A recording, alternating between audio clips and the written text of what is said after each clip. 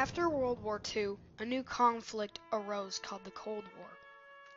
The US and the USSR were the superpowers of the Cold War. There were many competitions of the two superpowers, such as the best military and technology. The Cold War would show whether the communist USSR or the democratic US would prevail in military, technology, and overall supremacy. The Americans needed a leader to get through the Cold War safely. That leader was John F. Kennedy. May 29th, 1917. John Fitzgerald Kennedy was born in Brookline, Massachusetts. He was born to Joseph P. Kennedy, a wealthy politician. JFK had a very big family. He had 3 brothers and 5 sisters. At a very young age, John was not very healthy. His mother wrote on note cards all of the diseases that he had, including the measles, whooping cough, chickenpox, and scarlet fever. Growing up, John and his older brother Joseph Jr. had a lot of pressure put on them by their father to overachieve. Kennedy entered Harvard in 1963.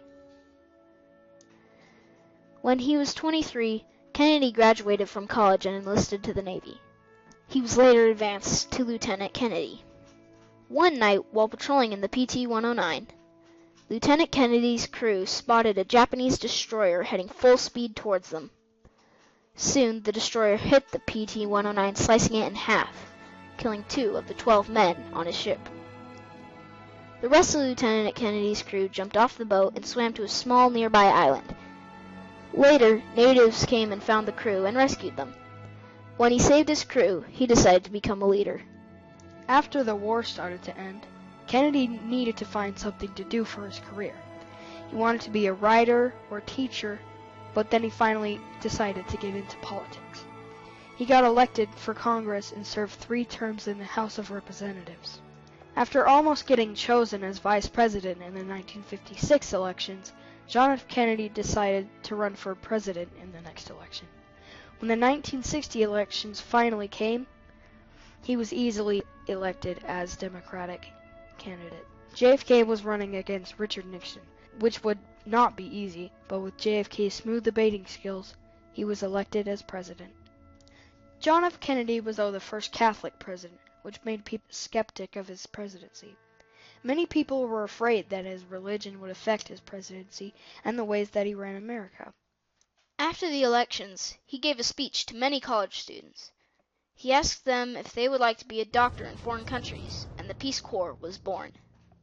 The Peace Corps was an organization about helping doctors as they go to countries all around the world. The Peace Corps helped thousands of people in third world countries with health and getting food. When John F. Kennedy was inaugurated, he was informed of a planned CIA invasion on the Bay of Pigs in response to Fidel Castro, who was close with Russian leader Nikita Khrushchev, being elected as dictator.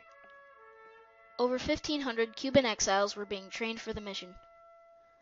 The plan was to have 2 airstrikes on air bases, and then 1,400 Cuban exiles would launch a surprise attack. Paratroopers would drop in, and a smaller force would attack the east coast of Cuba. When the first bomber dropped its bombs, they missed completely. News broke out, and Kennedy canceled the second bombing. 2 days later, the invasion occurred. Besides having bad weather and low ammunition, the Cuban exiles had heavy Cuban artillery after them. In the next 24 hours, Castro sent 20,000 troops to the beach. Kennedy wanted to send an air umbrella to the skies at dawn on April 19th. He sent 6 airplanes to guard the brigades, but they came an hour late and were easily shot down. Many exiles were captured and imprisoned for over 20 months. Attorney General Robert F. Kennedy negotiated to get the exiles back and settled for $53 million worth of baby food and medicine. Earlier, in 1957, the Soviet Union had created a new competition and extension of the Cold War. It was called the Space Race. The Soviets had set Sputnik, which was the first man-made satellite, into orbit. America had to do something about the early lead of the Soviet Union. Later, the U.S. sent the Explorer 1 into space. It was the first American satellite. That same year, Dwight D. Eisenhower created the National Aeronautics and Space Administration, NASA. Soon, the Soviets launched the Vostok 1 in April 1958, which sent the first human to orbit the Earth. The Americans were falling behind. In May 1961, they sent the first American into space. Then, almost a year later, America had sent the first American to orbit the Earth 4 times. On September 12, 1962, President John F. Kennedy gave a speech at the Rice University Stadium. The speech was a promise from him that he would put a man on the moon by the end of the decade. Well, space is there, and we're going to climb it. And the moon and the planets are there. And new hopes for knowledge and peace are there. And therefore, as we set sail, we ask God's blessing on the most hazardous and dangerous and greatest adventure on which man has ever embarked. Thank you. On October 14th, 1962, a U-2 spy plane took photos of missiles being set in Cuba. Kennedy saw the photos and quickly acted on it by getting a secret group meeting to find out what to do and how to negotiate about disarming the missiles. President Kennedy finally decided to put a blockade around Cuba to ensure that the Soviets didn't bring any more nuclear military supplies into Cuba. Kennedy demanded the removal of the missiles, as well as the destruction of the sites. Khrushchev agreed to dismantle the weapons as long as the United States didn't invade Cuba. A secret deal was also made that the U.S. would remove their nuclear missiles from Turkey. The Cuban Missile Crisis was safely put to an end. For all of JFK's presidency, the civil rights movement was a constantly growing controversy.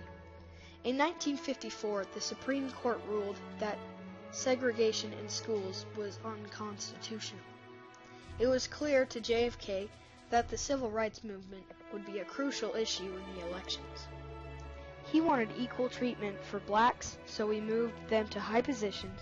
He spoke out for school integration, and he praised cities for integrating their schools. With the Freedom Riders out fighting, JFK knew something had to be done. In 1962, an African-American war veteran was denied admission to the University of Mississippi. Riots erupted. Dozens were injured, and 2 were killed. The next day, Ole Miss was integrated. James Bevel led another march in Birmingham. All who protested were shot down by fire hoses and police dogs. Almost 1,000 were arrested. When 2 black students were not able to enter the University of Alabama, JFK addressed the nation. He said there was a new legislation. It would end segregation in education and allow same access to public facilities. In August 1963, Martin Luther King Jr. gave his "I Have a Dream" speech at the March on Washington. However, on September 15, 1963, at 10:22 a.m., the 16th Street Baptist Church in Birmingham, Alabama, was bombed, killing 4 girls. Only 2 months later, one of the most tragic events in American history occurred. On November 22, 1963, President John Fitzgerald Kennedy was riding in a motorcade next to Dealey Plaza in Dallas, Texas. 3 loud shots are fired. The president was shot in the neck and head and is instantly killed. He is hauled to the hospital immediately after the gunfire, and Lyndon B. Johnson officially becomes the 36th President of the United States. America is left in mourning.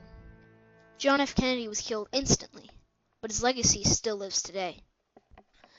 After JFK's promise to get to the moon, billions of dollars, 6 Mercury, 12 Gemini, and 10 Apollo missions, the first human steps on the moon. On July 20th, 1969, Neil Armstrong takes his first steps on the moon, beating the Soviets and ending the space race. His leadership helped end the Cold War. When he got the nuclear missiles off Cuba, he prevented both the US and the USSR from being completely eradicated. John F. Kennedy's legacy lives in all of us today. He was a great leader, and his legacy will live on forever. Ask not what your country can do for you. Ask what you can do for your country.